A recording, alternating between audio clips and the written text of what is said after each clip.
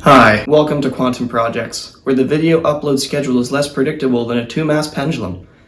In today's video, we'll be predicting the motion of a two-mass pendulum. Physics is easy. If you're anything like I was, you're probably thinking this is going to be super complicated and convoluted. Well, you're wrong. In fact, it's only going to take two equations and about 250 lines of poorly written Python. And that's poorly written because I usually use MATLAB, which is the best, completely real and legitimate programming language known to man.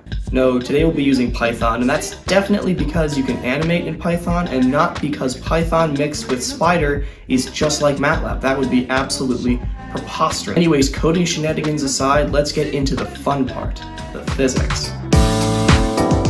So today we're going to write some code that's capable of simulating some quite complicated dynamic situations using very simple fundamental principles, thanks to our friend, the computer. Computers are actually really stupid, contrary to popular belief, but what they are really good at is doing repetitive tasks that humans love messing up. And the best part is they can do it super quickly and they don't make mistakes. So using this neat trick, we're going to simulate physics using finite element models, or FEMs. The great thing about FEMs is they're just a bunch of zero-dimensional point masses, and point masses are really easy to work with in physics. If you've taken a freshman level college course on physics, you'll know exactly what I'm talking about. They've only got 2 degrees of freedom, X and Y translation. They can't spin because, well, spinning a point mass just doesn't make any sense. What's the point? If we apply a force to this mass, it begins to accelerate according to Newton's second law, F equals ma. If we step a given amount of time t, the point mass now has a velocity v proportional to t multiplied by its acceleration a imparted by the force. And if we step through another time step t with our current velocity v, we'll now have translated x units, proportional to, of course, v times t. And that's equation number 1, F equals ma. Good old Newton's second law. So now we know how to move our point masses, also known as nodes, but we need to tie them together somehow to create our model. And to do that, we're going to use springs. Whether you like it or not, everything's a spring, so flip and deal with it. The wall, this bread, this sock, me, and yes, even you. Think about it. If I press on this bread, it presses back on me, and if I press on it harder, it presses back on me even harder. If it didn't, the forces on my hand wouldn't be balanced and my hand wouldn't be stationary and it would go straight through the earth. Springs are really easy to describe using a very basic equation that I know you've heard of called Hooke's law, which is F equals negative k dx, where dx is the difference between the current length and the initial L naught. Real springs have a damping factor proportional to dx dt, which is the rate change of the delta between the original and the current length. So let's go ahead and add that into our equation. Behold, equation 2. See? I told you it would only take 2 equations. As long as we can figure out dx and dx dt, we can figure out the scalar force that each spring applies. And we can determine its direction very easily on each node by multiplying it by a unit vector pointing from one node to the other. Now what I've just done is outline the entire mechanics of my physics simulation in 2 minutes and 30 seconds.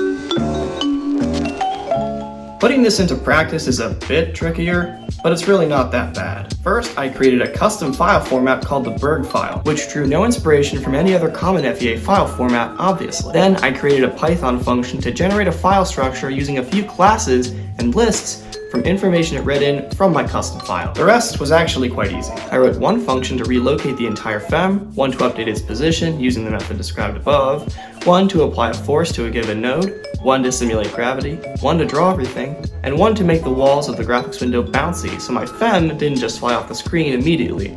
That's right, even the walls are springs. The only function that took some real tweaking was the flex force function, which is what computes all the spring forces.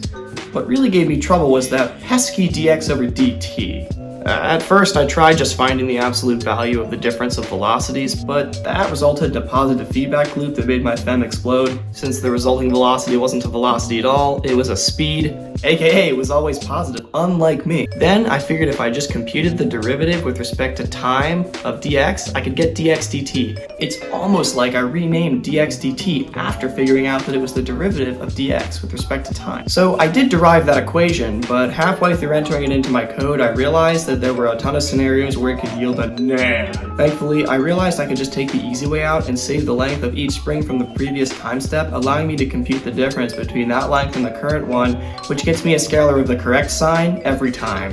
Yeah, math. Now that we've got a flex body physics simulator, let's simulate some flex bodies. First, the promised dual mass pendulum. Isn't it magnificent? I actually lied to you in the beginning. We can't really predict its motion. In fact, the motion you see here was kicked off by a rounding error that resulted in this quasi-stable system becoming unstable because computers are stupid. Thanks, computer.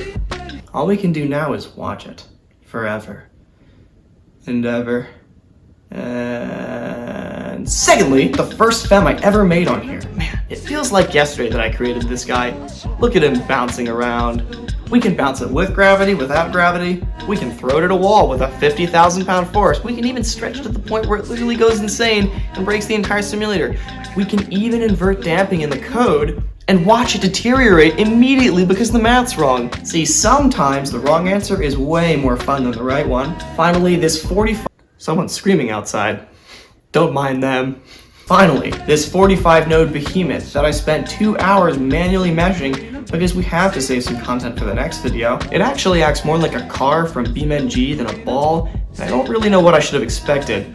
The sim is coded a lot like BeamNG fundamentally, although actually, watching my physics simulator struggle to animate 45 nodes when BeamNG is doing millions in real time in 3D makes me wonder how the ever-loving heck BeamNG was able to figure that out. Turns out, people smarter than me exist. Who knew? Anyways, that's the end of the video. Bye. See ya.